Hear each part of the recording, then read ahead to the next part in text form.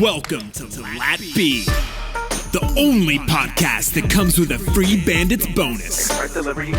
LaTB, where MMA and UFC get silly. This is the LaTB podcast. Welcome back. Episode 236 here at LaTB. We had an eventful weekend over in Mexico. It was a little high in elevation. The judges were a little high. I don't know what they were on in Mexico, but it was something. Maybe some of the Mexican supplements we were talking about before. I loved the Mexican judges.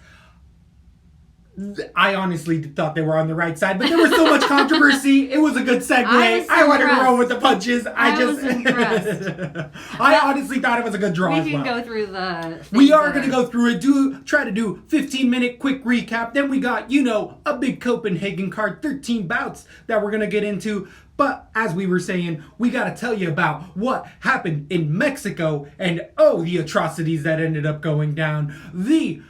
When we do the recaps, we should do the top to the bottom. And it started off with a 15-second fight with Jeremy Stephens and Yair. It was the biggest headline. It was the biggest thing that ended up coming out. The night was already going to be controversial for other reasons, but the main event ended up coming through with a 15-second eye poke. Everybody's seen it. Everyone's talked about it. It was a rake across the face, which I would say is honestly worse. If you ever had an eye poke, I've had a few of them. A rake across the face by far, because then who knows the scratches that were there. He had to. Herb Dean, we got to give him credit. We like to shit on the Black Iguana a lot of times around here. And he did absolutely everything he could to save that fight. And he took charge. Showed us why we love the Black Iguana. He was a friend of the fan. He really was. He was like, amazing. He gets the whole 5 minutes, doc. Yeah, he told the doctor, his eye's passing him out. He has nothing. Give him 5 minutes. Bring in a towel. Give him. And if you thought that Jeremy Stephens faked it, you are not a fight fan. You have no idea. You need to go back and watch some Jeremy Stephens fights. I totally agree. And that's pretty much all that needs to be said with that, because it's Jeremy Stephens of all fighters, isn't that? The bigger headlines has now been footage that has been dropped after the fight. Well, we got to talk about the exit. Jeremy Stephens getting called all sorts of names by T-City Ortega, who has a fight with Korean Zombie that was just dropped, and Cain Velasquez shouting at him from the crowd, egging on Jeremy Stephens to fight, and or calling him an asshole. Some people are saying it was a gay slur. I speak Spanish. I thought they were calling him an asshole. So, what do they call him? I think culero, which I thought they were saying puto. And also, I could be wrong there. Both of those, I feel like, are asshole. Feel like the other word, I'm not even going to say because I don't want to go there. But the other words that I knew were there. Maybe I just thought they were calling him pussy, but I didn't know. Exactly. So then there was footage after. Well, he got drowned in beers on the way out, which totally uncalled for, Mexico City. It's not his fault. That's garbage. We don't like to see that from anyone. It's the first time I can think of that I've really seen that, other than the first UFC 30s when Art Davey used to own it. That was, again, when it was more on Indian reservations, so little different. Well, not a little different, but we've grown a lot since then. Do you think UFC is going to go back to Mexico after something like that? Oh, yes. They go to Brazil still. True. But has that ever happened in Brazil? Maybe not to that, but, they chant, you're going to die, and, sure. It's all part of the fun. I think it was kind of a shame because it was a hard poke to see. We saw the rake of the lip, but it was a hard poke to see. I just trust Jeremy Stephens. I just think he's the kind of guy. Run it back, but they got in a fight. Yeah, you were saying the sister dropped footage. Yair's sister dropped footage of them in prior to Jeremy Stephens coming out and saying, hey, there's video of me shoving him and him backing down and all this. There was a confrontation in the lobby. Yair walked up, tried to say, hey, dude, what's up with your eye? Jeremy Stephens thought he was being cordial. He wasn't. They got in a shoving match, and Yair doing the absolute worst in all of the situation the night before, and even with this, he was calling out Jeremy Stephens, saying that he didn't want to fight, that he was scared of him, and again, it's Jeremy Stephens. He's saying, all right, let's do it again. And Yair's now essentially sounding like he doesn't want the fight because he's like, it was yesterday. I'm not going to fight you. I'm not going to fight. It was yesterday. You should have been there. You should have fought. Which Yair all I got to say is look back at the Andre Fili fight. Because that changed after Andre Fili almost lost an eyeball. Then he got knocked out by a kick. But look, 30 seconds before that, Andre Fili had 4 minutes of freaking eye time because he was like, oh, he poked me really hard. Yair does this, and it's the same as John Jones. You get one, free one. He would still wouldn't have got a point taken away, but that fight would have been changed regardless for the rest of the 5 rounds. You're right about all of it. It makes me not a fan of Yair, and that's a shame. I totally Run it back. agree. Let's see this. Oh my gosh, it was one of the worst, like, oh. What happened? Brutal. Absolutely we're brutal. about to... No, we're not. Nothing. So, the crowd definitely let it show in there, hopefully. I felt that way, too. I want to hate on the Mexican crowd so much, but I wouldn't have thrown stuff at... Jeremy Stevens? I would have punched my own self in the face. What about... I would have been so... So... I would have been like, of course, Herb Dean. Right. Thanks a lot, Herb Dean. Well, that's enough about that one. They got to run it back. The other fight, we had the co-main event, Grasso versus Esparza. We both had the underdog in Esparza coming through. She got 2 out of 3 rounds. It could have been a draw some people were having. I thought Esparza easily won 2.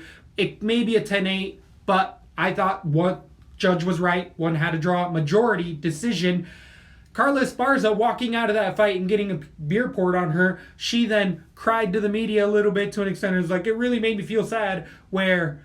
All I gotta say is I wish he would have taken the round and been like, hell yeah, I got a free beer. Jeremy Stevens was like, I got some paces out of this. Like, he kind of took it the good way where she kind of was like, oh, what was me? I wish I had a shoe there so I could have done a shoey. Something, right? Yeah, instead of just I know. It is kind of bummy, though, and it would really, I think it might hurt my feelings, especially if I was a Mexican-American and in my home country or where I felt my parents were from or something. It might hurt my feelings. But you gotta know going into someone's hometown, you're gonna be the person they don't like. I know, but you probably have some romantic idea that you're going to win him over with the fight of the night. Literally the fight of the night. Great point. It wasn't a fun it was an amazing fight. That third round, Esparza was hanging on by a thread, so I could have seen a 10-8 round. It was a close fight. I loved it, and I thought Esparza did enough in the first 2 rounds. I mean, it's the way it goes. Them's the rules. It's not who comes out the strongest at the end. It's who wins the most rounds.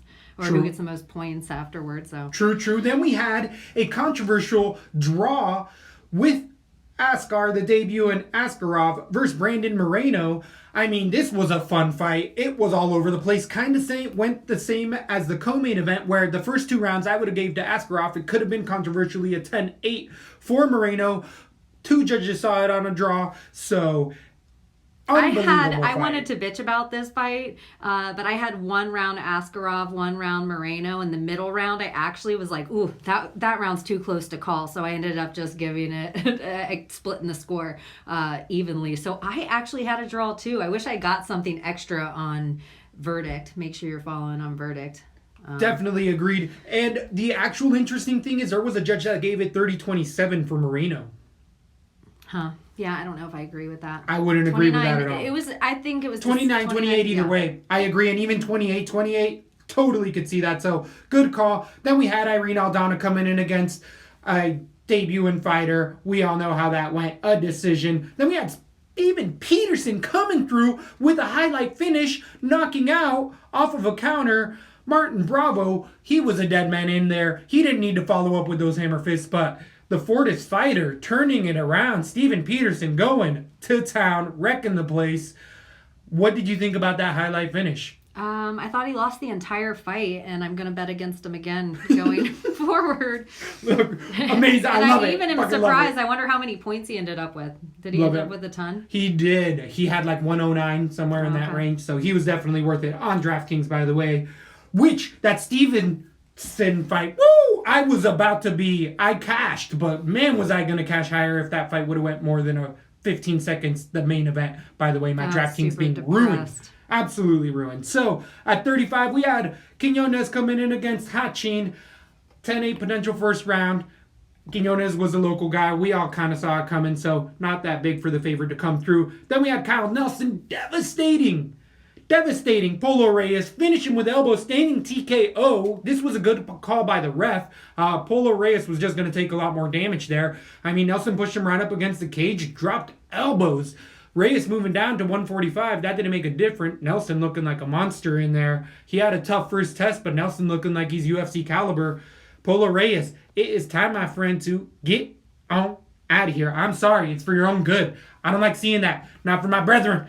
We need to, get back, get into training, do other stuff, but maybe fighting isn't your thing anymore. Those punches are really affecting him all over. Anything you took away from that one? No. Angela Hill defeating the debuter that was on steroids. We told you, everybody else talking about it after us. And speaking Froda, anyone surprised? Anyone on everything, on more things than I ever seen any other. And she shit the bed. God, she shit the bed. So didn't help. And in this fight, Colarossi didn't get much help as well. Or Andrea here. Andrea. Either way, she ended up getting vaginoplasty on her forehead. It was a brutal finish. Round number 3, Angela Hill scoring all sorts of points on DraftKings. Had her on some cards that should have had more exposure, but can't really trust it. It was a debut fighter. Again, she comes to America. I don't think. I love the way Angela Hill looked out there. I thought it was her best. She kept at a distance, point fought, stuck and run. She was getting through nicely. I was surprised at how well she did. So keep it going, girl. Because I would say she's probably the most active fighter in the UFC right now. Yeah, she's definitely. You'd be hard pressed. There's people tied with her probably, but and someone's gonna be like, no, not even close. So then we had Sergio Pettis coming in against Tyson Nam. Decision. Everyone saw this. It was a minus 250 by the time it closed, maybe a little higher than that, but again, not worth it on the odds because you're really sweating this fight out. It turned into a striking bout. The crowd was booing, but that's Sergio Pettis, baby Pettis. MO, that's what he does. He point fights, gets out of there. If the finish comes, it comes, but he ain't looking for it. So I'm still going to be hesitant, especially on DraftKings and or putting my money big on this young man. He has all the skills. He just doesn't have that killer instinct for me. Anything you took away from the debuter in Nam? No. Then we had Paul, the Bear Jew, Craig. Told you specifically this was going to be a dirty matchup, but still favoring, did I say, the striking of Paul Craig? And it wasn't because he's got amazing striking. It's because that's what Mahmoud in there brings to the table, and it's just scared striking. This could have been stopped earlier with the uppercut. I had a TKO. It ended up turning into a submission, and that's because Paul Craig just was like, oh, you're giving me your back after he landed an uppercut from hell, landed then like 3 or 4 left hooks on the side of the cage. Again, I was surprised it wasn't called a knockout. A TKO, right? It was bullshit. It was bullshit. That poor guy was going to take an extra beating for zero reason. It was just for the betting lines. Knockout must have been too much for the bookies to handle. Yeah. So they were like, let him submit. Let him submit. So it was absolutely crazy that didn't get stopped prior to. But either way, Craig coming through. Rambo pick. I had Craig come through on this one. That was a new factor we had for DraftKings. How did you end up liking the one card you got to play? It was all right. I did okay on that card. It was fine. I am more just still aggravated because I had Stevens and Yair on cards. And so it really wasn't great. It wasn't great. It could have been great. It was so close. So close. And I didn't even say out loud. The only thing that can't happen right now is for one of them to get poked in the eye and get all... And you're cashing fat money, right? Like top 1% money. Woo! I was like, the only thing that can't happen is the old Cat Zingano. The old Cat Zingano. And then it's like, oh no. That's exactly what happened. What a bummer. Brutal. And the draws, I think, for everybody. Even the Askarov, I think that was not great for cards. For everyone involved. It was weird. Totally agreed. Then we go on to the bantamweights where Betchy Correa, that bet herself, coming through, getting them hips shaking. Who is it? Ricky Martin. Shakira would be proud. Them hips don't lie. She was getting it going at the end of a 3-round decision. You need a picture of your bet up there. Oh, that bet. I told you it was going to go down. And actually in the breakdown, it was like right at the end, we were like, hold on. Sarge is known to come in and just completely shit the bed. She 100% did it. She was dancing in the 3rd round when she should have been taking it down. If you didn't listen to that whole breakdown and you just fast forwarded to the next one, you missed out. Because we were like, Sarge, you know? Let's back that up. This bitch is coming in against the number 1 bitch. And she got it done in there. I mean, it was a 10-8 potential first round. Oh, woo! doing that midnight studying already, getting ready for the next one. Old Betch. How can you not appreciate her at this point? I went from liking Yair to disliking Yair, and from disliking Betch to liking her after this performance. I agree. Here's something you thought you never saw. Wow, where we're at, 2019. The earth is flat. I mean, what? Whoa. So, it was that just got all us upside down. I was about to say, that got a shadow band. So, we ended up Betchy in here. I don't think she beats many other fighters, because Sarge was a 2-1 favorite and got outworked. But again, that fight IQ being super low. Roxanne Modafferi, Betch. I think that's her next fight. Yeah, because she can keep it standing. So then that's the way that one went down. One of the bigger favorites, so the underdogs of the night, coming through with Betchy herself. Then the first one, we told you it was low grade. This guy doesn't deserve to be in the UFC. Marco Mariano, Anderson Silva light, has 0 ground game. We told you Puelles actually coming through on DraftKings, getting about 89 points, but he was high priced, almost the most expensive, and it's not worth it because he's barely UFC caliber. The fact that he couldn't finish this low level of opponent in the situations he had him in is like, all right, Puelles, you're still on thin ice, buddy. Like, that was not good. Don't think that win meant much, because a lot of opponents are really going to be able to take it to you if you're expecting that. I don't like what I saw in that fight. Do you got anything? No. With all of that. As crazy as the night was, I did better than anyone I follow on Tapology. I did better than anyone I follow on Verdict. And my DraftKings, I broke even with 2 fighters on some of the cards. With zeros. Yair got a 1 point? So it wasn't the worst as it could have been. So I guess it was one of those nights that it just made me, I think the whole thing made me fall flat a little. It was a C. I would say it was a D+. I mean, the fans getting out of control definitely affects the score of that, because it leaves a bad taste in my mouth, because there is like casuals that expect this to be a regular, and it's not. This isn't acceptable in our sport. Yeah. So I do not like it. You don't see this bullshit in tennis. I don't care who you are. So we did it. 2 minutes over 15. Better than the 20 last time. We're getting there. Getting it pushed through. We have a heavy-duty 13-card bout. You know how we do around here. We always start from the bottom to the top. And it's going to be headlined with Jack Hermansson versus Cannonier. We're going to get there. We're going to Denmark, Copenhagen. Is it Denmark? I think. Woo! We starting off hot here at LaTB in the breakdown. 13 to go. It's going to start off with a debut fighter at 135 pounds, Jack Marshman, versus returning Nolan Hernandez. Jack Shore is having all sorts of hype. The Tank is coming in with a perfect 11-0 record, fighting out of Cage Warriors organization, being a champ out of there, being mainly a submission guy, really putting a lot of pressure on, getting it to the ground, having great top position and top hips. As we were saying, we're going to... Speaking of hips. We're going to get there eventually. It's going to come. With this young man, he definitely likes to get it to the ground, but his striking does still need some shoring up. So he'll get better as he goes along. Against Hernandez, who came in short notice against Chito Vera, being 10-3, coming off of the American scene, he's well-rounded everywhere. Likes to keep it striking if he can on the ground. He shows a serviceable ground game, but he's not going to come out and submit you. Submission defenses look serviceable on the regional scenes, but we can't trust it. Low-level-ish MMA. Jack Shore being a debut, being such a hype job, he's getting a lot of praise here, being minus 175. I have Shore winning this submission. I think the hype's getting to me a little bit, because I think Hernandez might be able to keep it striking longer than people are going to like. I can't pay $8,900 on DraftKings for Shore against Hernandez, $7,300. We usually tell you guys to stay away from the first fight of the night. I'm going to go decision right now. Shore, I could still see the submission out of Shore here. What do you got for this one? I'm think this is a big stay away like I always do. I'm going to put short decision because I'm going to let the heaviness of the crowd sway me. But you know what I've been saying about this first fight of the night? If everyone's super heavy on one guy, the other guy's going to win. And that almost happened again last week and kind of should have happened too. Puelas, everybody was nervous for a minute. There was time. So, short decision.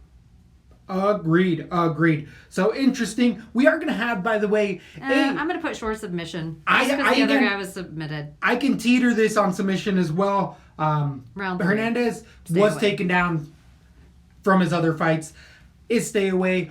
What did I want to say with this DraftKings option? Oh, the morning card. It's going to end up being 11 a.m. on the East Coast. Check your local listings as well. So this is going to be a midday card as far as here in the States. And this card is fire. This is actually super fire. This card is I can't believe the next fight we have, how low it is on the fight card, because these are both such reputable gentlemen. Yeah, I totally agree. Unbelievable. We have Marc, the Bone Crusher, Diakiese coming in against Lando Vannata in here. This is unbelievable that this isn't the co-main event, because this easily could take the co-main event. Yeah. I mean, this could be the headlining preliminary bout as well. This could be a headlining fight night. This could start a pay-per-view. Yeah, it could totally be on Easy be on a pay-per-view and even highly touted on here. This is such a fun fight with Vannata coming in. We know what he likes to do. Groovy keeps it standing, has some D1 wrestling credentials in there, grew up wrestling in the States, really had a good game plan, does a lot of that spinning chip, being 10-3 in there. We've seen him off the ground as well. He throws up triangles. He's really active off of his back. He doesn't stay put, but he can't get hit and he wears damage. He doesn't wear damage well. I feel like Groovy's always in brawls. He is getting the better of the exchanges, but he still, I feel like, swells potentially easily. Doesn't matter the fight, whoever it is. And one of those fights was Tony Ferguson, so cut him a little slack. I feel like both these guys have not had an easy walkthrough in the UFC. I agree. They've been put in against monsters, absolutely all of them. So it's really interesting. I mean, the last one being a softball for Vannata, but he earned it coming in against T-Ferg. He definitely earned it in there. All the spinning stuff in here, all the fun striking though. You gotta give the actual technical striking to Marc Diakiese. He is gonna be more of the local cup fighting out of England. He's coming off of a huge win to Joe Duffy in a decision, but that was a dismantling. Joe Duffy might have retired after that fight. I know he really took a step back, but Diakiese Bone Crusher really showing just amazing evolution ever since he went down to American Top Team. Once he realized, hey, I'm beating everyone at my gym, he turned it around in there, and we really have to watch this young man, because now his takedown defense is on point, and his cardio, which was his biggest issue, really got tightened up that last fight. He really proved it. So I think this turns into a really, really fun striking battle. But out of both of these, potentially Vannata has the ground advantage here, if he can get it there. But Vannata's not really shooting too many takedowns in general. So I think this keeps striking. I have a coin flip. I don't think this should be as heavy as a favorite as it is for Diakiese. I'm going Vannata decision right now. I could see myself switching it just because out of both of them, the one advantage is if Vannata gets it to the ground, even if he's off of his back, he might be the one that has the more likely to get a submission, where Diakiese's just a striker with good takedown defense in my eyes. Give me Vannata decision. Who do you have in this fight and why? I too have Vannata decision. I just think it's going to be a grimy split like he's always in. It's going to go close. There might even be some local people that are pissed off, even though I don't know if England and Denmark, I don't know how friendly, but it all seems like better than Lando Vannata, in my opinion, as far as hometown advantage is concerned. But I don't think Lando should be the underdog here. This is a sneaky little get Lando while you can, because anyone who knows anything about UFC, in my opinion, knows he's the better fighter here. I actually think he has such better cardio advantage that he's going to wear Diakiese out. I think he's figured out something of, you're right, he does take a lot of damage in his fights, but he's one of those guys that like takes one to give one. But when you look at the guys he's fighting, it's like, oh, they're slayers. Right. I think Hapcrast and Vannata are kind of similar fighters. Guys that will get in Marc Diakiese's face, seem to shut him off, and Lando Vannata will get in his face. I just think I think it's mismatch. It should be still a close fight, but I think Lando should be the favorite here. Vannata decision. But he's going to be a low scorer, so it's not like I feel heavy about it unless he's unless he's super cheap. Does it sway you? But I've also Vannata? never been a Bone Crusher fan. I agree. We've definitely tried to look over the Bone Crusher at times, but again, he's really tightened up a lot of those inconsistencies. Where Lando Vannata, does it sway you a little bit that he's actually lost 2 split decisions already in the UFC? So if it's going to split and you're considering a split, he's, in my eyes, kind of more prone to losing that. Maybe that if he's... I think Marc Diakiese has been overrated since he entered the UFC, and he hasn't done anything he won his last fight, but it was against Joe Duffy, who hadn't won a fight since 2017. So good, you beat an aged old Joe Duffy. Lando Vannata is a faster version. He's training with Cowboy right now, isn't he? Out at the BMF Ranch. I know Lando moves around. And Felder, I think. Yep. I think all those guys train together. I do like the American Top Team advantage right now. Everybody knows it's the gym to be at. Everybody that comes from that gym pretty much has good cardio, but we saw somebody that couldn't stuff a takedown of recent come from that gym as well, so maybe. On DraftKings, you're going to end up paying $8,500 for the Bone Crusher against Vannata's $7,700 on DraftKings. We both have Vannata here. He's obviously the DraftKings play, but I think I got to mix it up here. I'm going to probably go like Vannata 30%, Diakiese 20%, because I do see finish potential in this fight. And I also can just see it turning into a respectable decision. Oh, we're going to have to wait to see weigh-ins. That is going to matter in these ones. That's going to be a coin flip. I think it should be minus 115. Minus 115. I'm surprised it's that much of a favorite. Moving on to 135 pounds, we have returning Macy Chiasson, the Tough House winner, against Lena Landsberg. Landsberg coming in off a 9-4 record, winning her last bout in a decision versus Tanya Evinger, also having fights in there against Gina Mizugaki in there, and other sorts of ladies. Aspen Ladd losing a TKO, which doesn't look so bad. Was Lena the lady that just got her nose completely replastered her last fight?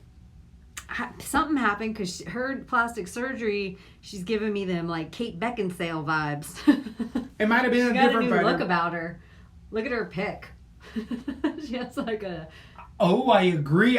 Might have been. I could be wrong there. Your Xena warrior princess. Lucy Lawler in there. But either way, she likes to keep it striking. We know what she does. On the ground, she's limited. Off of her back, she doesn't have anything there. Take down the fence isn't the best as well. And actually, she has, I feel like, a negative in her strike output where her defense isn't all that good. And striking is what she does. So, in here...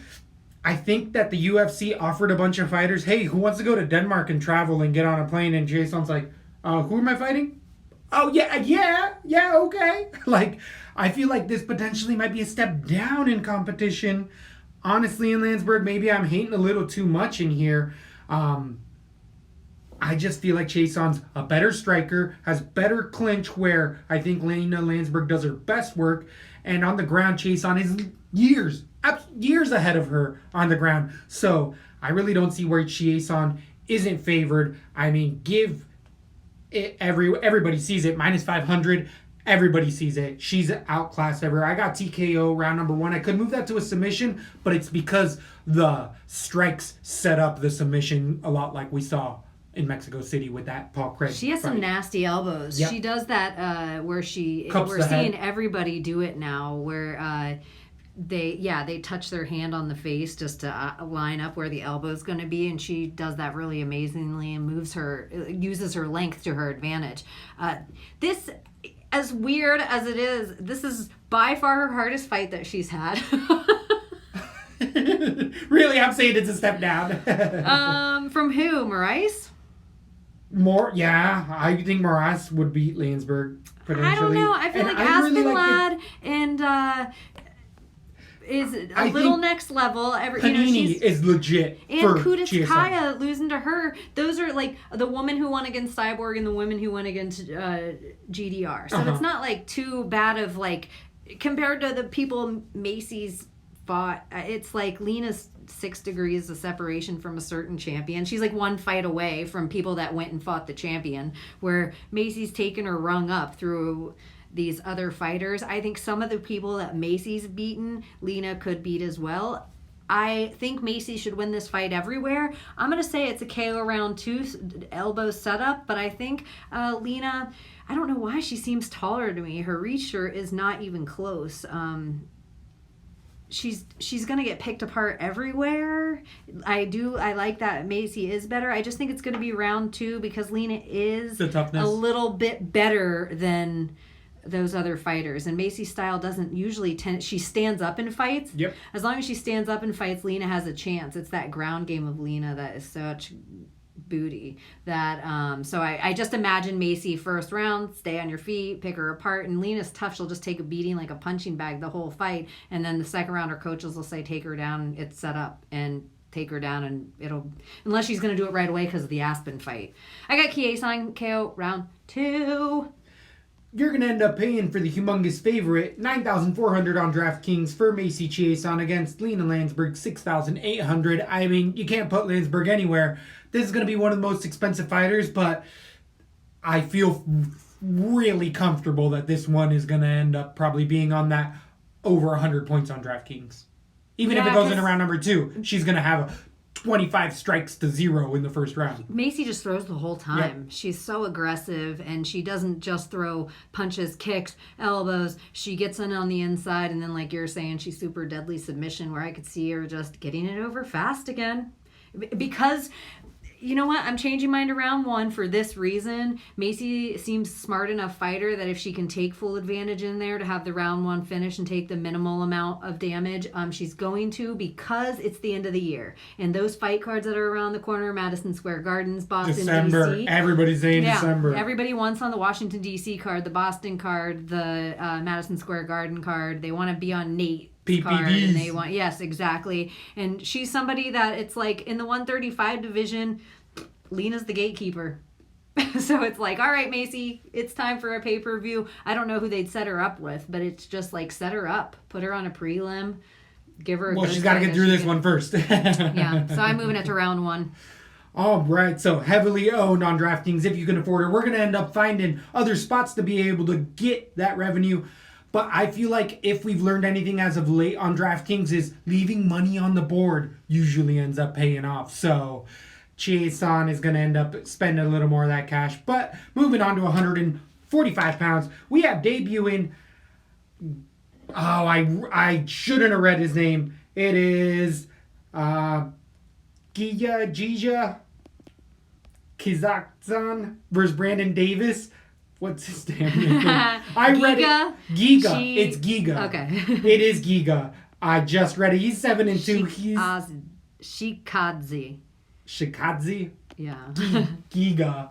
It is Giga against Brandon Davis. The debuting that fighter. One got you. You're like, The 7-2 fighter comes in with a glory accolades, being over in like the 30 type fights as far as kickboxing. So I ended up catching a bunch of tape on him striking. Throws a good left body kicks, finished a lot of opponents with that liver body shot. He was actually known for it in his glory kickboxing days.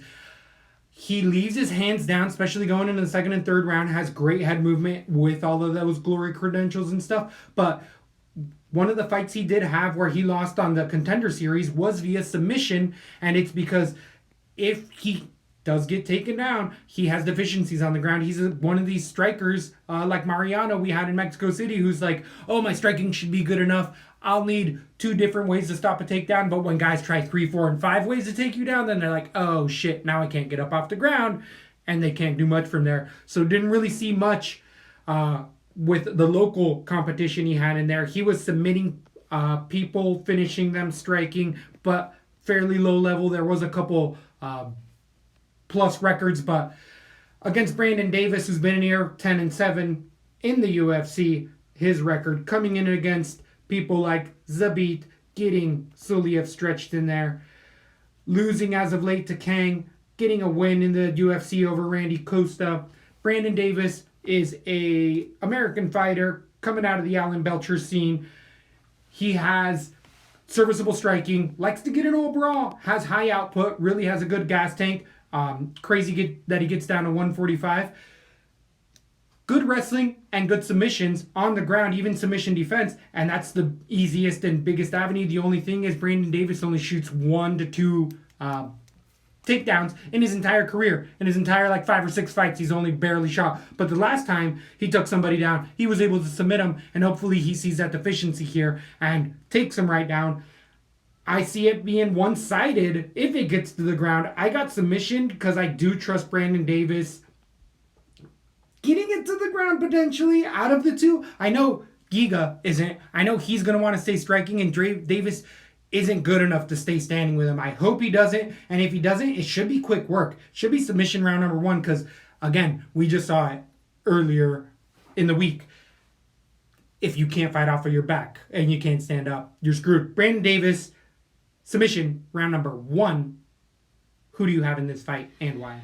I got Brandon Davis submission round 1 as well. I even think he could get a knockout. I just think he's going to be better everywhere. When you look at the guy's record of the dude he's going against, he's fought guys that have a record of 2-32. Dude, why didn't anyone take that guy aside and say, this isn't for you? 100%. 2 of 32? I can't even get down with that. So you shouldn't even have that on here. Yeah, right. I think he lost to that guy. No, he won. No, that was a plus. Okay, I think it was the only guy with a winning record. The only guy with the winning record he lost to. Yep. So I think Brandon Davis takes this as well. I hope Brandon Davis doesn't try to throw with him. I'm going to move it to round 2 just because I have very little faith in Killaby. But Brandon Davis KO round 2. Wow, do you think it's a ground and pound KO? Or do you think he can do it striking? I think it'll be ground and pound. Right. It has to get to the ground, though. Yeah, I'm going to put submission. Yeah, But he's going to get the submission by ground and pound. I think everywhere on the ground he kind of controls him. And people are like, oh, well, Zabit, it's Zabit, you guys. Zabit. But they're like, I was wondering with this, they're like, oh, we need somebody to lose a fight, call him Brandon Davis. Is he the local? He's a Georgian fighter, Jordanian fighter, fighting out of Huntington Beach, Kings MMA, so maybe that's actually legit competition if he's been fighting out of there, but they have a Glory kickboxing team as well. So either way, Davis on DraftKings is the minus 150 favorite, 8,700 on DraftKings against debuting Giga's 7,500. I think that's a little steep as well, but we both see a finish, so he can pay that off. He's going to have to. He has to finish to pay off 8,700. And if it turns into a striking battle, I think it turns into a sloppy, slow decision. I don't know. I'm going to have maybe 20%, 15% Davis on my cards. Probably. Very minimal exposure. Agree. I think there's so many better fights on here.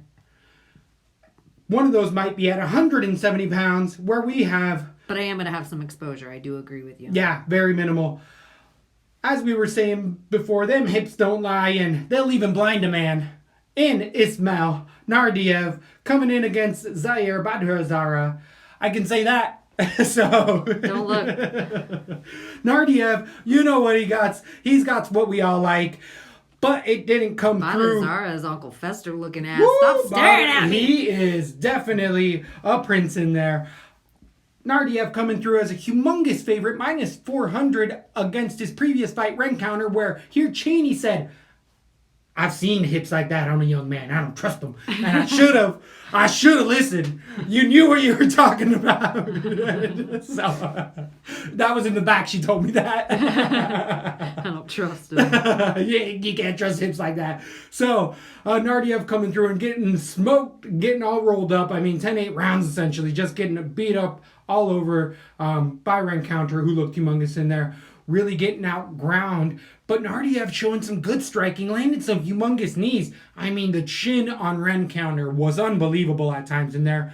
But Nardiev showed that he had trouble getting up And even though we like to think maybe he has amazing cardio, it got shown a little bit in that one. But I still really like the striking of Nardiev. I like a lot what I see. I just need to back off a little bit, take a breath. He's been fighting monsters. I mean, it wasn't an easy fight in round counter, and I think we're going to see that later on as it goes on. And against Siyar Bahadurzada, we know that this guy doesn't need to fight. He likes to fight because he wants to. He's set. He's a rich kid. He does not need it. He does it. He goes to the PI, breaks all sorts of records. The Afghan himself has the record for the fastest. It could be wrong now, but at the time, he had the fastest reaction time than anybody in there. He has a granite chin. I think it got surgically implanted because Melender tested it with everything. I mean, that could have been 10-8 rounds in there. Bahadurzada hanging on in dear life. There was times he was eating uppercuts and knees where it's like, he was bouncing off of the cage, and I feel like we're really just starting to see the 35-year-old's age. He's always had good cardio because he grew up wrestling, but he likes to throw heavy bombs and has tons of power.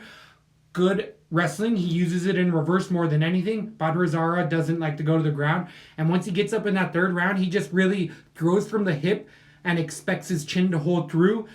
Especially coming off of that Melender loss in a decision 8 months ago. I do like the time he took off. We like a lot of that because there ain't no way he didn't get CTE in that bullshit. So I like over 6 months of time.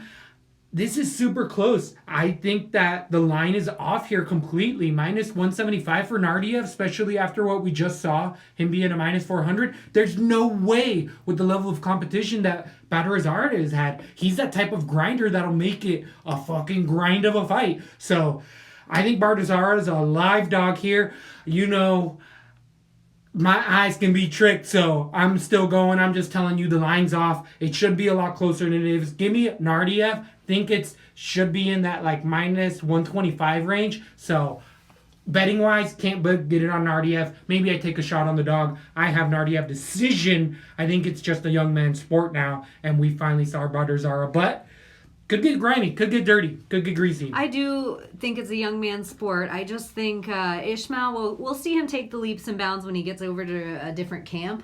But I do think we're going to see a bit stunted. And Siyar is one of those guys that just shuts people down. And I do like the time he took off. I think when we look back at the loss against Curtis Melender, we'll be like, well, it was Curtis Melender. And I think he did everything right in that fight. And he progressed so much from his last fight and really just stuck with Bahadurzada and kind of shut him down on what he was good at. And so I think he's going to be better than Ismael here. I do like the Austrian Wonder Boy. I don't think he's a Sage Northcutt. I do think he's going to progress. That Jackson Wink, they put it together right. They watched his last fight. They had to have seen how awful that was. And you're not going to shut the great down with just one or two crazy knees in there. He's a very smart fighter. He has a high ring IQ, and I think he can finish this fight. I really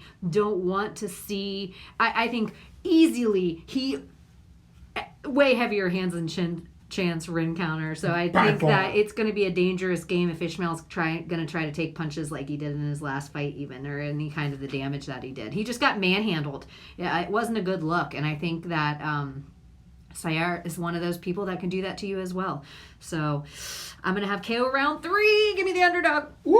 I like it. I'm saying the odds are in your favor by far because the further it gets spread apart, the better it is for you. The more money you're making on them plays. And on DraftKings, for the decided favor, you're going to end up playing $9,000 for Nardiev against Bahadurzada, $7,200. I'm actually going to go in 20% Bahadurzada, 10% Nardiev. What's Nardiev's point spread normally? Average 53 points is an average right now. I can't go any. I might have one card with Nardiev, maybe. That's what I'm saying. But otherwise, I might be like 40% Bahadurzada. That's where I'm agreeing. I'm not going to be that high. Yeah, he's proven it time and time again. He's not a guy that's going to get finished in round 1. He's not going to quit in there. He's not going to quit in there. Make bold ass predict. Wouldn't it suck, though? I always say, wouldn't it suck if his karma relied on me? Like, somehow, like, something shitty I did. Like, I don't want to jinx it. Like, some girl in the middle of somewhere messed up that in Ohio dream. is like, what? Yeah. That would suck for him. Totally agreed with that. But again, the line is off. The DraftKings line's off. Bahadurzada is definitely going to be the play there as far as that is concerned. Anything left with that one? No. Moving on to 185 pounds, we have Alessio Di Chirico coming in against debuting Mahmoud Marduv. The debuting fighters coming in with a 22-6 record, coming off of TKO wins over actually some quality opponents out of the Fight Night Warriors. Not quality, winning records, which is quality opponents compared to some of these schlubs we've seen earlier on the card. But definitely showed some promise. Did what's his nickname? I'm going to get it. Mac in there against Mac. How would you pronounce that? The Uzbekistan's fighter's nickname. Mach. Mach? Like, you know, like a, doesn't it seem like a Big speed? Mach? No, like a speed of a plane. Oh, like Mach 1? Yeah. Oh, okay. So, Maganier, actually good wrestling. Likes to use it in reverse. I believe he's an orthodox fighter. Has some alright takedowns on the ground. He has tons of aggression. He moves forward a lot, and he's been able to really finish, even though they're plus record guys, they're low level. So he's just been able to stun guys and then rush them and knock them out with hammer fists. We haven't seen his gas tank too far, and when we have seen it go into, I think, a couple fights I saw go further on, he does definitely gas in that third round. There was a couple, Bronin wasn't a good fight in there for him. He went to the decision. He definitely starts to feel those arms. They get really low in there. Di Chirico does have UFC level experience in there, being 12-3 in the UFC. The Italian fighter last lost to Kevin Holland in a decision, but has got wins over Cutie Bambose. booty. He's got his cutie booty on, Di Chirico. Di Chirico. You know what he looks like to me? Tom Holland. Interesting. Even with them ears? Yeah, it doesn't bother me at all. He still looks a little Spidey-verse. He's grown into Even though I know that's not the Spider-Man with Tom Holland. Do not. He ended up debuting when he was like 25, 24 years old. Now had a few fights. One was split decision with McLennan in there. So that'll tell you a lot about him. But Di Chirico tends to be a wrestler who we saw get out-wrestled by Kevin Holland or just out-grappled. Di Chirico, out of all of these Italian guys, I would say is probably the one with the lowest fight IQ out of them. I mean, he will sit in guard, let guys from the bottom just kind of, he won't advance. If he gets for the takedown, he'll just settle into position a lot. Striking wise, he's putting together 2 and 3 punch combinations better than he was before, but it's still nothing to write home about. He tends to like to grapple, and if he gets it to the ground, I think he keeps it there. Mac is going to have a tough test on his hand. It's going to be the hardest one he's had before, and I actually think that Di Chirico can turn this into a grimy fight. I gotta give him the experience, even though the other fighter has some level of competition. I see the wrestling actually being the advantage here for Di Chirico. Give me a decision. I think it's going to be a dirty split. I'm going to probably end up staying away from it because I see this being a low score either way. I don't see a finish from either guy coming. If there was more likely a finish, it'd be for Mach, but can't trust it yet. Again, give me a dirty split. Give me the underdog. That's who I'm picking. I think Di Chirico could surprise you and KO this fight. I think he's a weird underdog right here.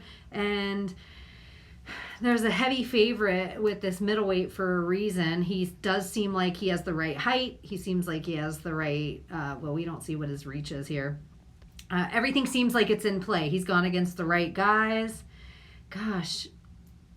Are they fighting in the same scenes? Have they gone against the same fighters? This is so heavy. Like, it's just kind of insane to me. I'm going to stick with what I know. It proves to pay off. Give me Di Chirico decision, but I do respect the favoritism of Muradov, and so I probably won't go too heavy on Alessio, but I also will not be bullied anymore by favorites or not favorites. I don't even care about that. So Di Chirico, stick with what I know.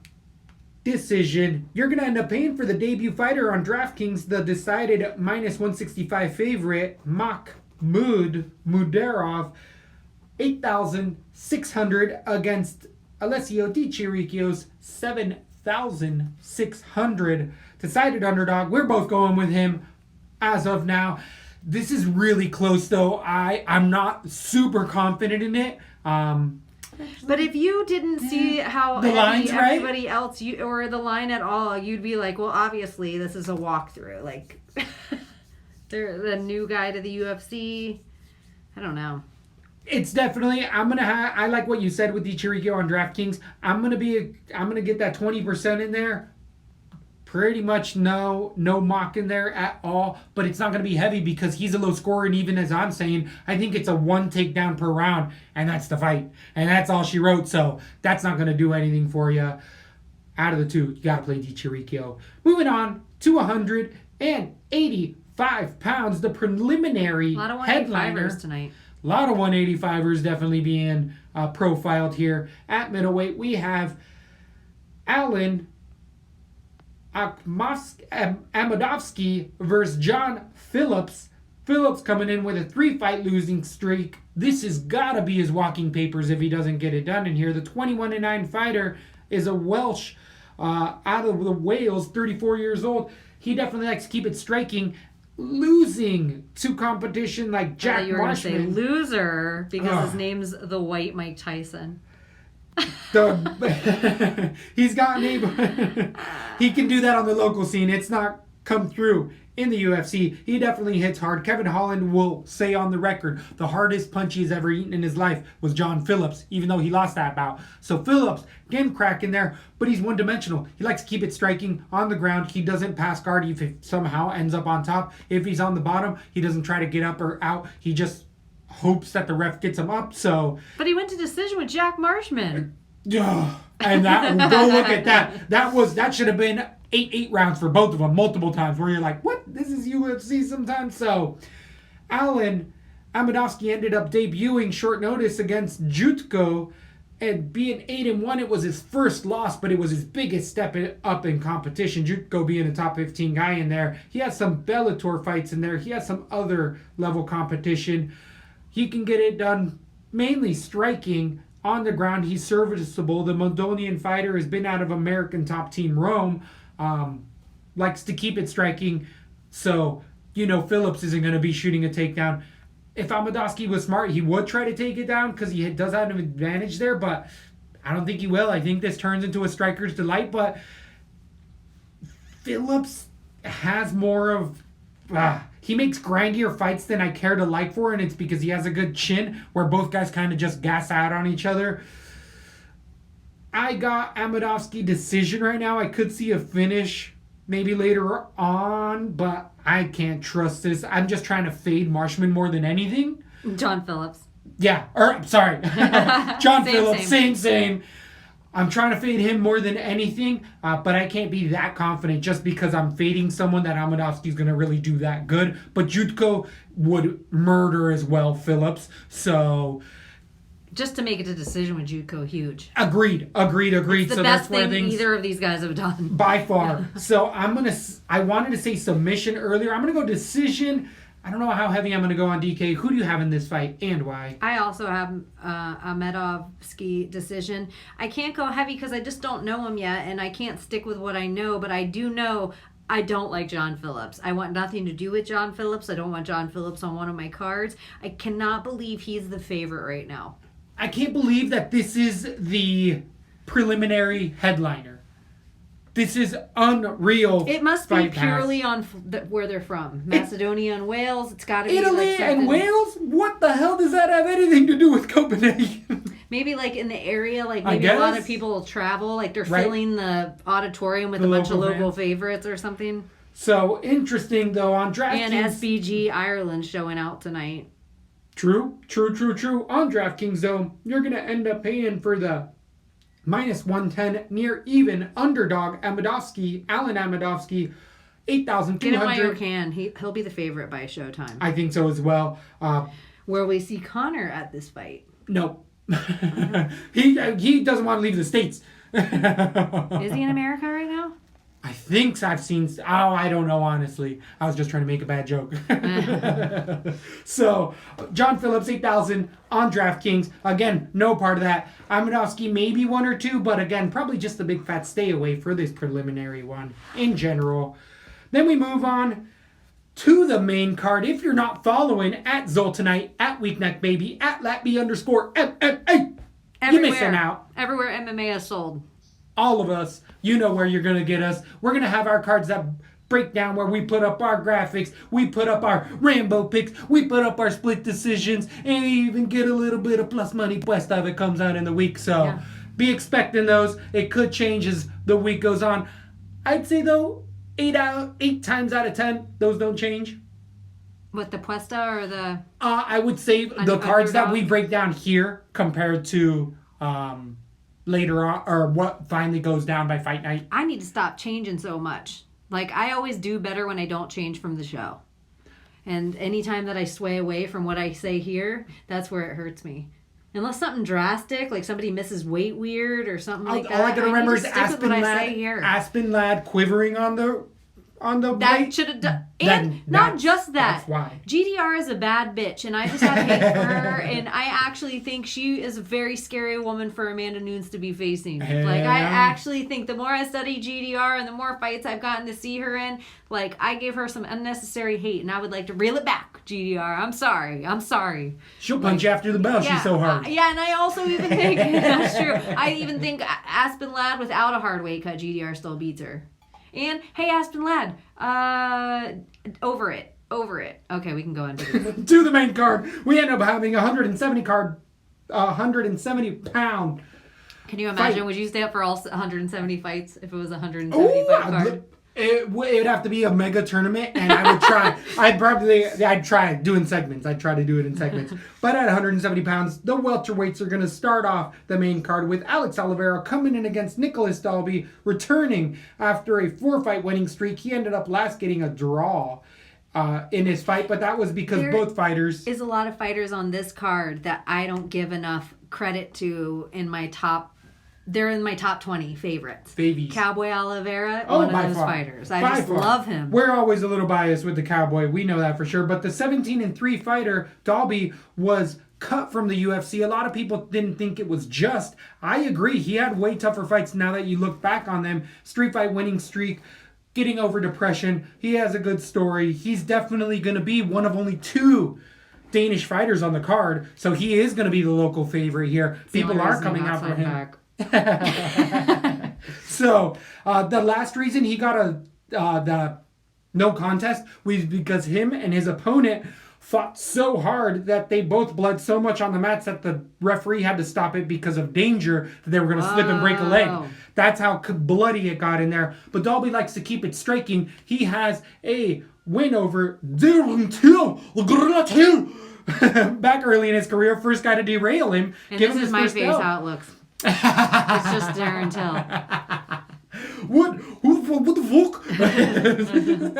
fuck? So, Dalby likes to keep it striking. His wrestling has always been defensive. On the ground, he can get you off of his back, but he's not really submission savvy. He doesn't go for it. He'll, again, more sit in your guard, so he likes to keep it striking. And against Alex Oliveira, you got to be careful because he'll poke you in the eye, he'll kick you in the dick.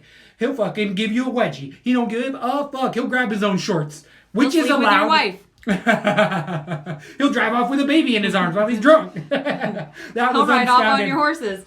But by the way, grabbing your own shorts is legal. Grabbing your own gloves is legal. Bisping is ridiculous. So just throwing that out there. He made a big stink about he's grabbing his short. You can grab your own short. That's always been okay. A freak cost check, I feel like, showed us that back in the day. So everybody knows that. No, not everyone knows that, but I remembered being just like, that's weird. You can do that. You can do it to your own gloves. Alex Oliveira might grab the opponent's shorts. That's how gangster this motherfucker is. He might grab your dick. So Oliveira has been kicked out of many gyms going back to Brazil. He gets you pregnant. He might get you pregnant. He definitely has the grappling advantage. The most kids in the UFC. Him and John Jones. Close. Him and John Jones, they're pretty dang close. So, and I think even Bobby Green might be in there. One of them Greens. So, either way, Oliveira on the ground has a distinct advantage. against Gunny Nelson, it's not going to work out so well, but that's what he does. But striking-wise, really like Oliveira's power. We just saw him get in a fight of the night here in Orlando 4 months ago against Mike Perry.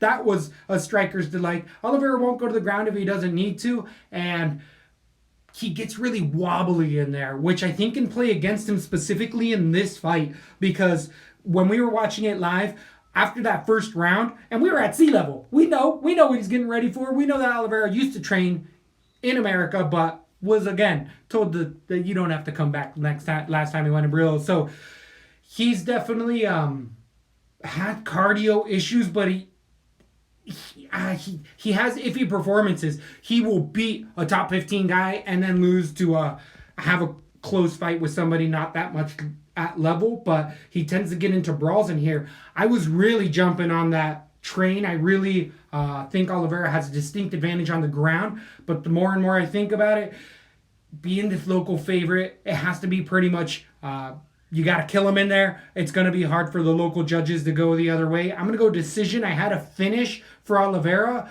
but I think Dalby can actually fight off all of the ground games, and if it stays striking, I think it turns into a decision type of a fight. Dalby has a granite chin as well in there. Give me decision Oliveira right now.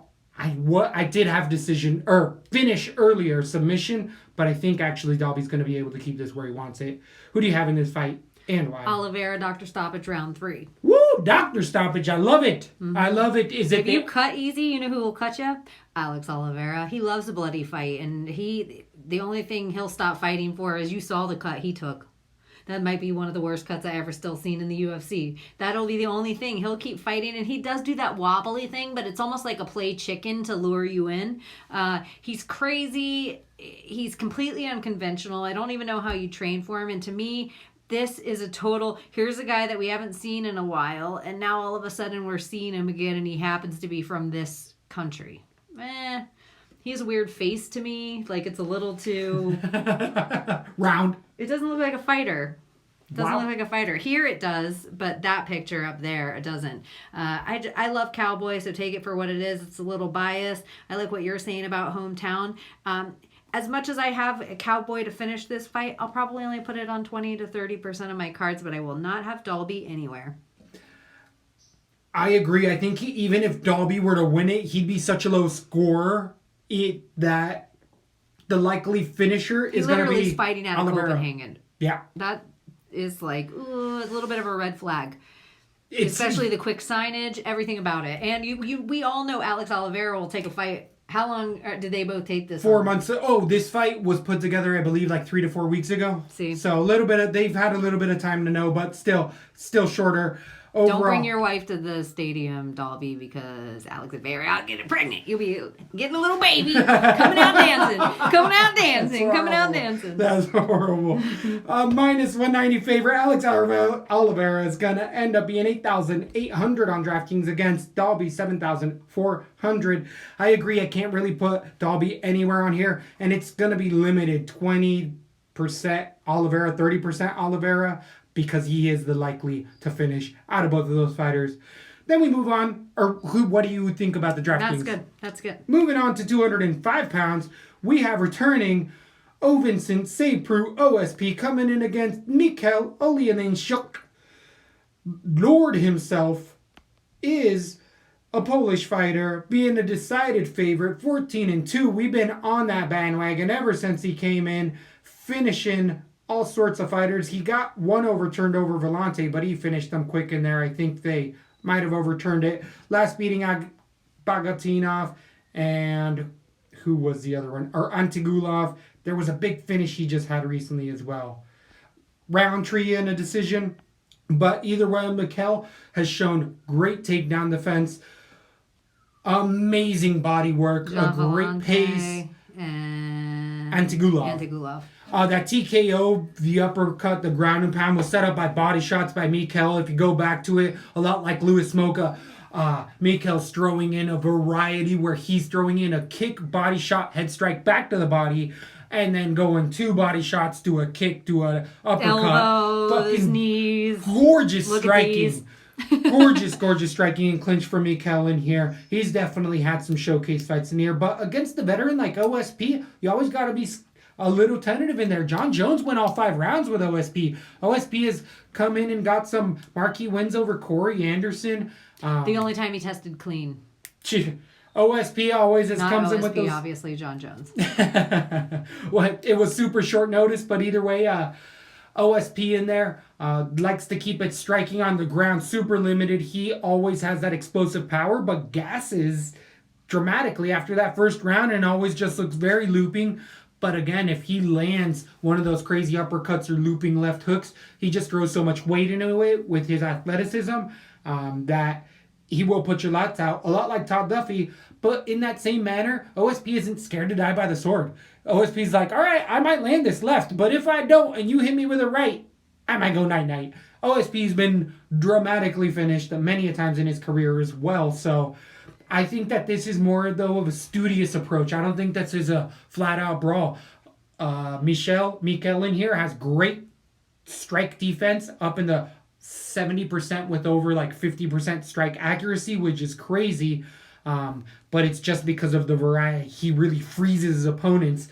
On the ground, OSP's crafty. He'll Von Flu choke you in there, but Mikel's shown a serviceable ground game the little times we've seen it. So I do have Mikel in a TKO. Round number 2, I think the body shots add up, and I think OSP specifically hates the body attack more than anything, especially because he wins. So as soon as people start landing shots, he just starts folding over, and I think it's a body shot, and then it's a left kick right on the kisser for OSP. I don't know why I see it that way. That's what I got. Give me round number 2. Who do you have in this fight? I like a little tie clinch elbows again.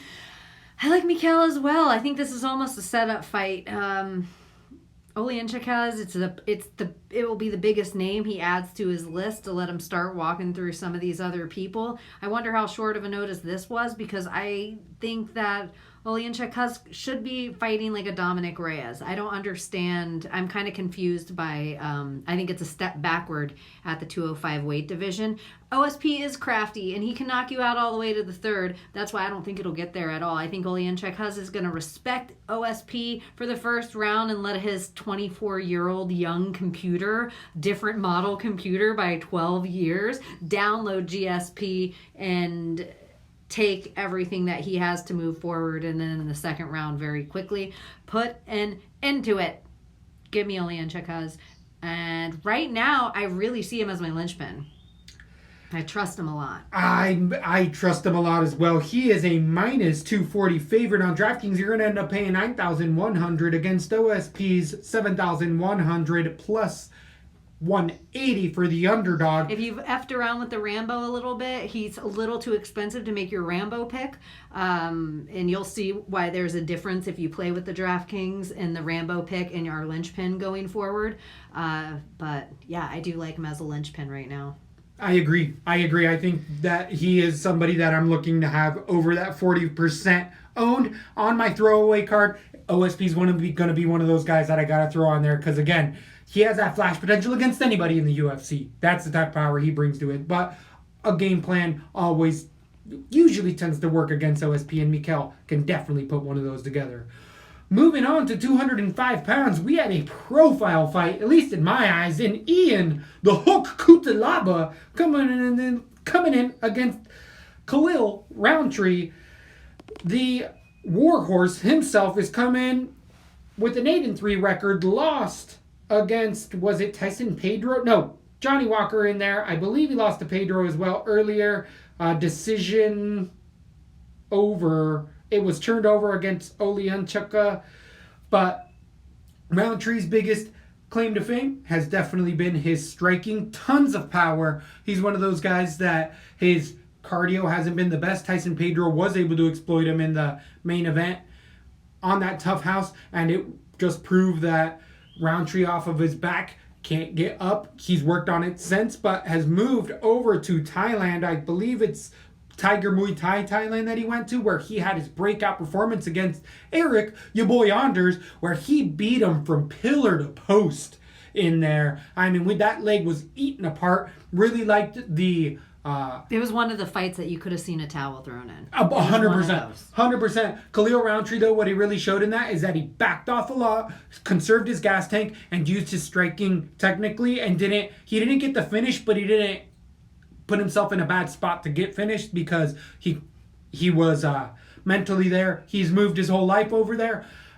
It's really an interesting fight here because Roundtree, again, has issues off of the ground. And Ian Cutelaba, the Hulk, the Green Meanie himself in here, has come in as of late and proven that if he gets past that first round, he's Pickens. He's a prime Pickens for anybody in there. I mean, Cutelaba's rattled a few wins, being 15-4. He likes to get it to the ground. Ground and pound is his best game. Striking, Cutelaba has tons of power, but it's really just a means to get to that takedown because Cutelaba almost closes his eyes at times and throws with power just because he's like, I'm going to get close enough to grab onto you. So if Khalil can get into the second round once all that gas is burnt out, Cutelaba is a dying horse. He's somebody who just starts to trickle down dramatically, and that's why we bet Glover Teixeira, just like we did against Krylov. The same, we're like, these guys gas. Cutelaba still has not proven that he's gotten that under control. So I'm really torn in this fight because I like Roundtree, but if he gets to the ground, Cutelaba has a good enough ground game to land strong enough strikes or even submit Roundtree where we know he is susceptible. Give me Roundtree TKO round number 2, but I want to say that the line's off here. I think that it's actually a little too favored for Roundtree. I think it should be pretty close to a pick on maybe a minus 125 I'd be. Minus 120 I'd be more comfortable with Roundtree. But that's just how close of a fight I really honestly see this fight. I don't see either guy being two-sided of a favorite unless it starts to get into later rounds. Then it's Roundtree. But Coot is live, super live that first round. Give me round number 2, Roundtree. It's almost like strikers are the only people that ever give Khalil Roundtree a hard time. When he goes in against Anders, we love Eric Yo Boy Anders, but he isn't necessarily the guy with the most UFC wrestling credentials. Mm-hmm. And then going in, like the people like Johnny Walker, he's somebody high coming through the division, and then going to the draw with Oleinsha. Cause why was that again? Why was the draw? I think it might have been a steroid pop for Oleinsha. Huh. But it was like a tainted supplements. It was like 6 months. And then knocking out Paul Craig. Ian Cutelaba should be able to come up enough, but when you look at one of his losses, it's Khalil Roundtree. The other thing, he has the worst cardio. You're like, who could have worse cardio than Khalil Roundtree? Oh, Ian Cutelaba. Fucking true.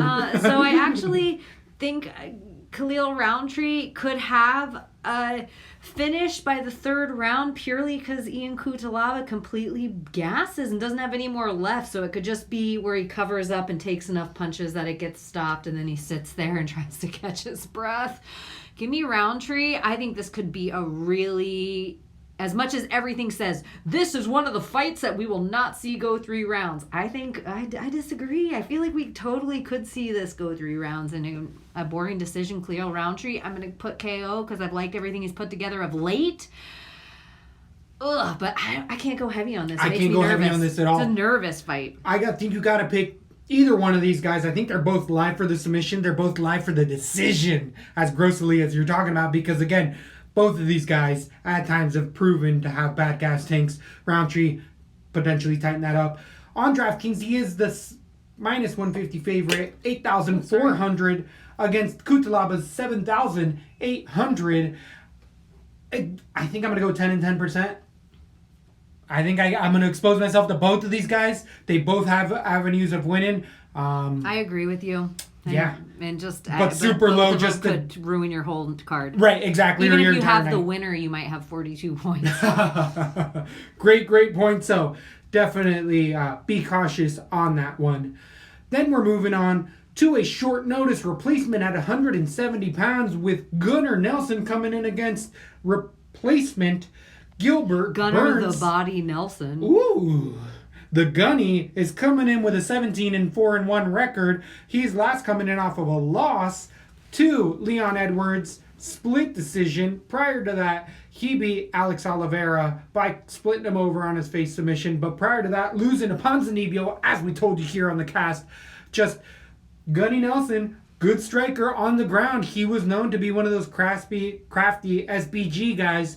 But I think people have really started to understand his craftiness and be able to get away from it. He does his best work on the top, does Gunny. But as we were saying before with earlier fights, Gunny's had gas tank issues, and I don't give a shit what you say. It proves it every single time. Going into that third round, Gunny doesn't look like the same guy. His karate style is very, very solid, especially in that first round. He comes in very well with his jab, very Kyokushin, almost GSP-like, without the actual wrestling or takedowns.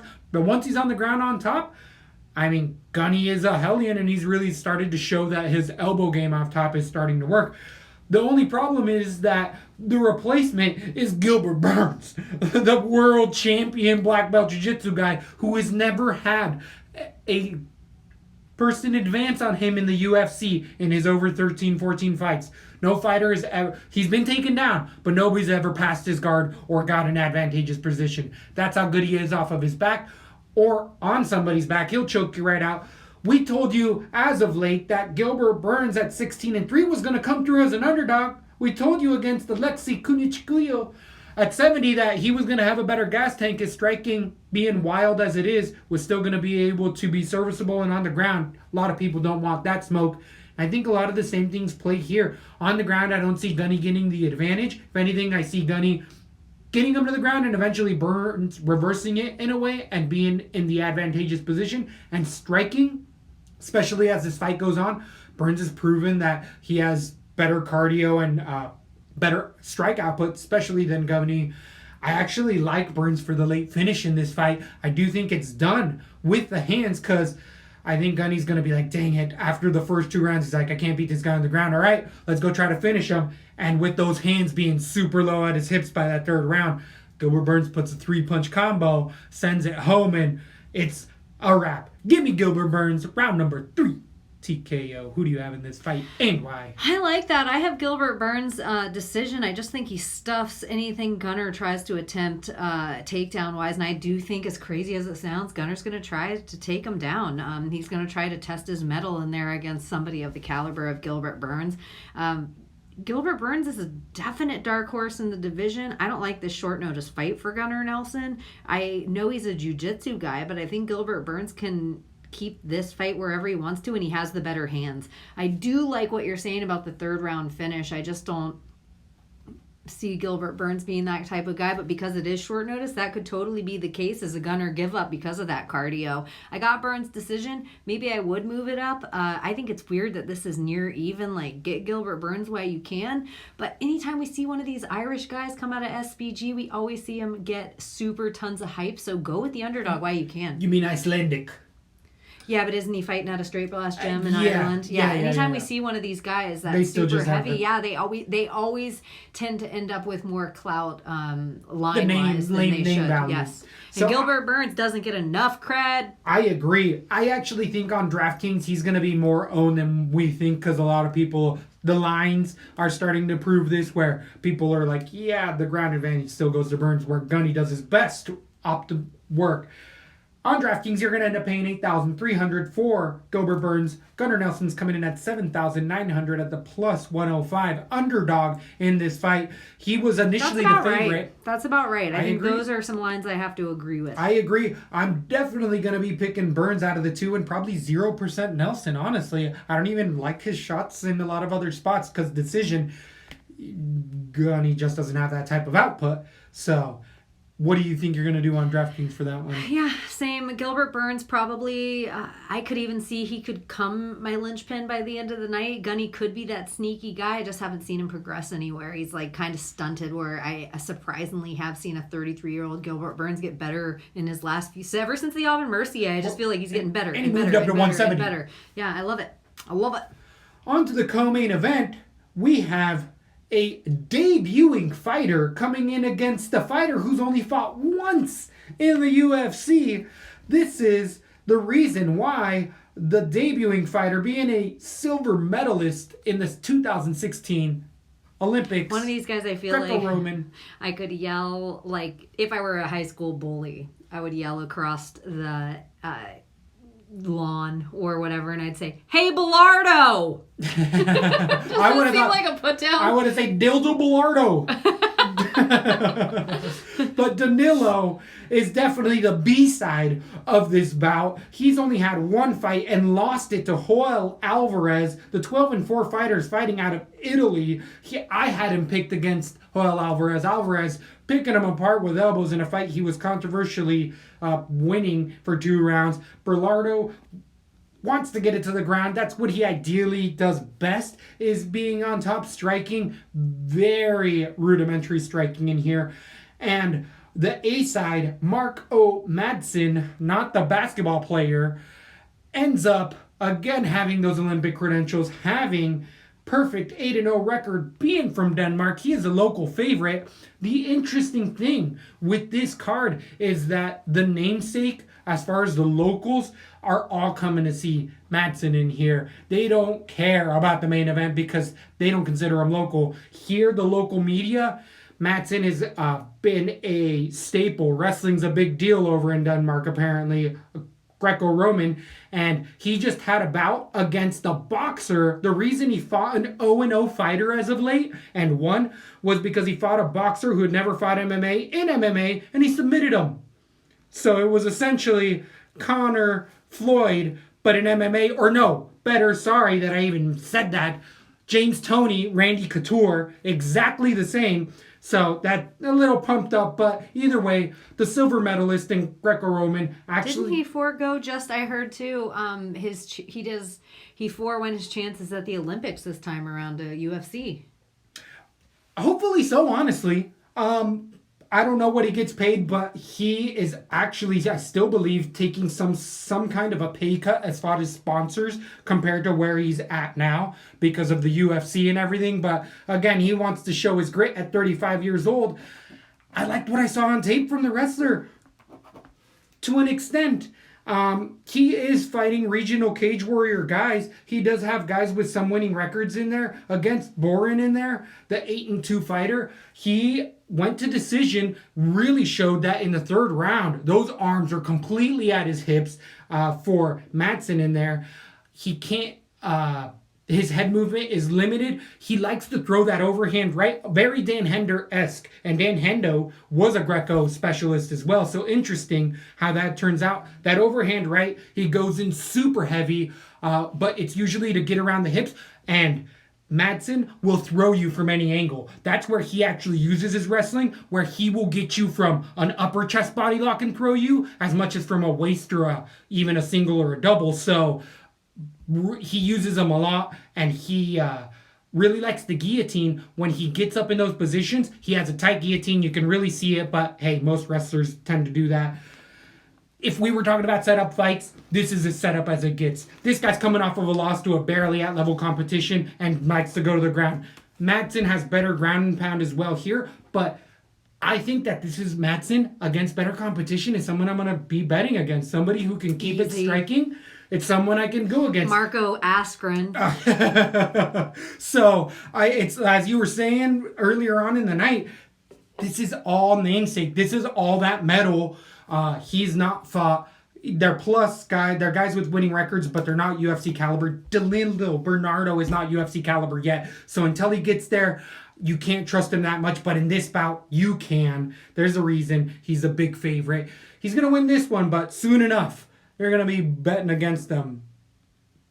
We'll see. The competition, this is a setup fight. The crowd's going to go wild, and it's going to be for this guy. Give me a submission round number 1. I think it's set up by strikes on the ground, and then Danilo Dildo in there just turns over and is like, all right, I'm here for what I was supposed to do. So. Ugh.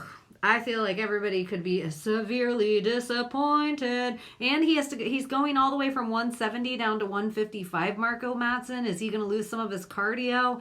This is one of those things. One of those too hyped of a fight for a new guy coming in against somebody that's actually had MMA matches. Could Marco Madsen be the Denmark Khabib? Maybe. but I'm not going heavy in it. I don't know him enough to trust him. And you went against a boxer. You should have submitted him. You're a wrestler. That's exactly what should have happened. Not a surprising fight. You have all wins. Some of them have gone to decisions. The guys haven't been better records than, hey, Bilardo. I think Bilardo could surprise everyone here. I got Mark Madsen by decision. I'm not going to go heavy with that. I actually could see myself playing Bilardo because he actually is what I know. And I don't like the hype behind the other guy that happens to be from here. There's something too much about it. It's weird. It's everything set up almost to lose. And then, hey, Bilardo, you come in and make a name for yourself. And then everyone's high on the Bilardo train. And you're like, no, the other guy never even fought.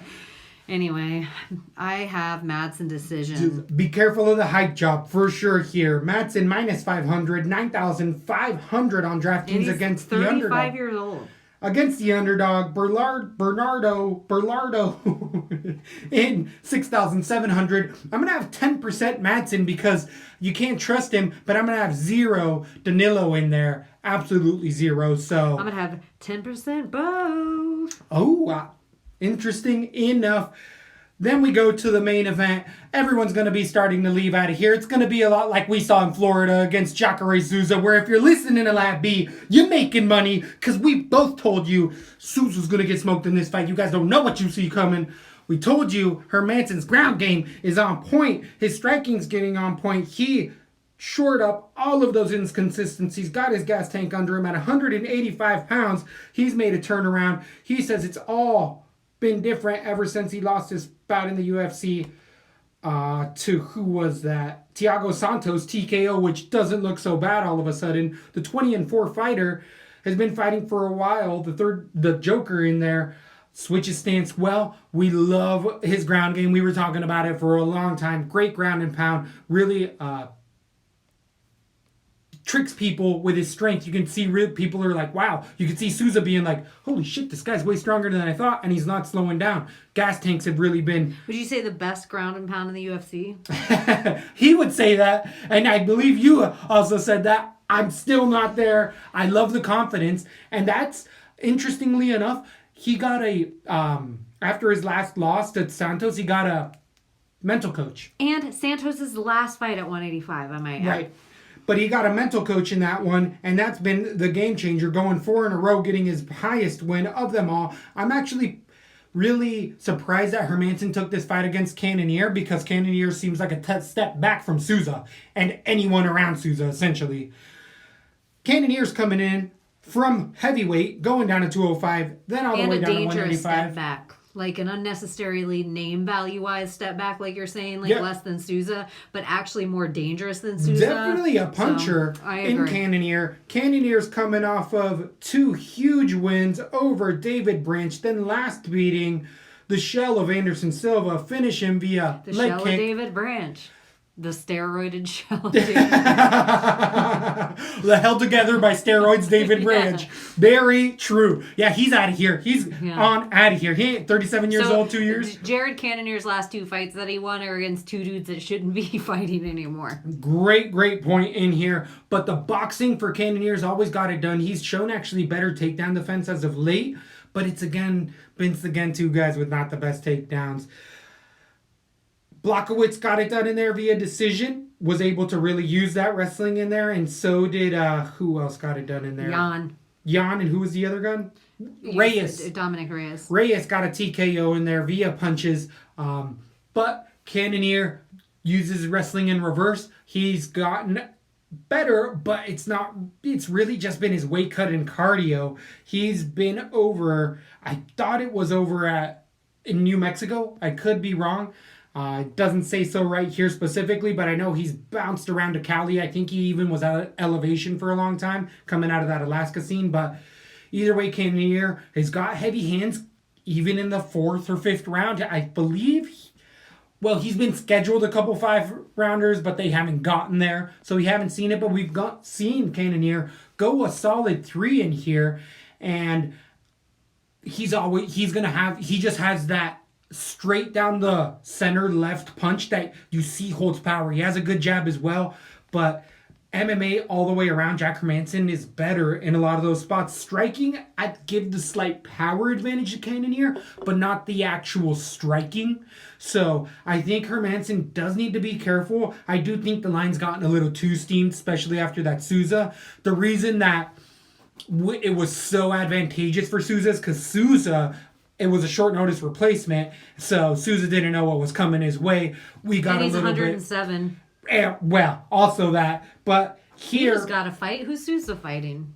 I did just see that. Somebody big. Somebody that I was like, oh, that's a scrap. That's a good fight. I'll look it up while you're... So, either way, Hermansson here has got most of the check marks, but I do think it's a little too steamed. 2-1 is a little steep, almost 3-1 now. I think that's going to keep increasing, and Hermansson should get the win in here. Jan Blachowicz is his next fight. Interesting. Yeah. That's a tough one for him.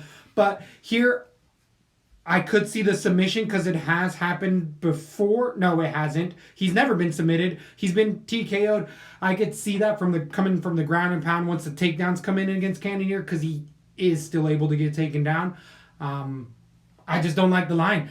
I just think that it is a closer fight. A lot of the night's been that way, but I do have Hermansson decision. I could see myself going in that 4th or 5th round, finish, and it would probably be that ground and pound that would do it. Maybe that submission, but I gotta think people are practicing for that reverse triangle, that reverse Danaher triangle thing, right? Arm triangle, slippy. I mean, Jacare proved he could at least get out of it, but it's just, if he gets it, he could finish freaking Cannonier in that. If Cannonier is It's not going 5 rounds. Really? Okay. I think decision, I just cannot even imagine Cannonier is this the first time he's ever been in a 5-round fight? No. Technically, the last fight was a 5-rounder, but I don't think it went 5. The only thing I've seen change about Jared Cannonier's game is his weight. Hermansson just keeps getting better and better, and frankly, the knockout from Thiago Santos, the power might be similar to Jared Cannonier, but the one thing Jared Cannonier isn't that Thiago Santos is a wild, crazy man, and that's how he caught Jack Hermansson. He just goes in there and throws everything. Like, Santos almost doesn't care, with the exception of the last John Jones fight. Before that, we saw Santos play like he had a 2-minute fight. That's how he threw his cardio into the octagon.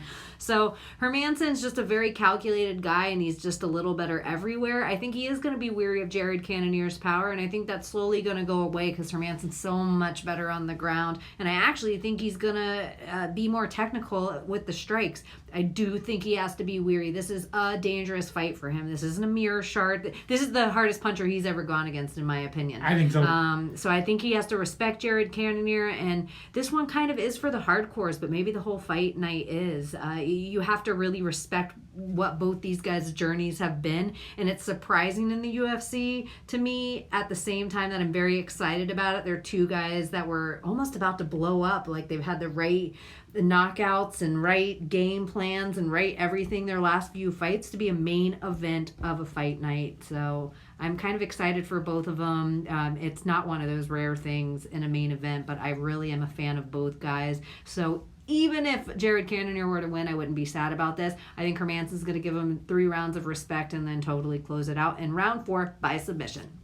Jack Hermansson, 9,200 on DraftKings against Cannonier's 7,000 even on DraftKings. I like Hermansson here as well. I could see that 4th or 5th round. Submission is what I'm picking as well. So I'm going to say submission round number 5. Give me Hermansson 9-2. I'm going to need some underdogs throughout the night. 30%. Cannonier, I like 10% because, again, as we're saying, that puncher's chance he has as much as... And I don't see him getting walked through it or bullied or knocked out fast. I agree with that. So I actually think for that kind of cheap, it's not the worst thing in the world to put him on your card. I think you can almost safely say that he might go past the 3 rounds that another loser would give you. Or like a winner cheap, even. Yeah. Right. A winner decision. Jared Cannonier has almost a little more than a puncher's chance. Like, a little more here. Just, we have seen Jack Hermansson tested. I love this fight. It is a fun fight. It really is such a fun fight. I'm excited for this one. I'm going to be watching every single bout. I know you're going to be watching. Let us know. Hit us up on Twitter, Instas, all that good stuff. You know where you can always be finding us. Trying to make that money. We got many more to come. Another week. Right, pay-per-view coming up. right on down the A line. pay-per-view coming up. And from what I gather is people care more about the morning after if it's after a pay-per-view. Oh, so okay. we might occasionally bring you those back. Like our numbers seem that you guys are almost itching for it. So maybe not all the time, but sometimes. Let us know. Let us know how many people want that. We'll see what we can get done in here. Tell a friend. Tell your mama. Tell your aunt. I don't know why it's all ladies. They don't have to be ladies. We're not sexist here. Tell anyone you want. Thanks for listening. Bye-bye.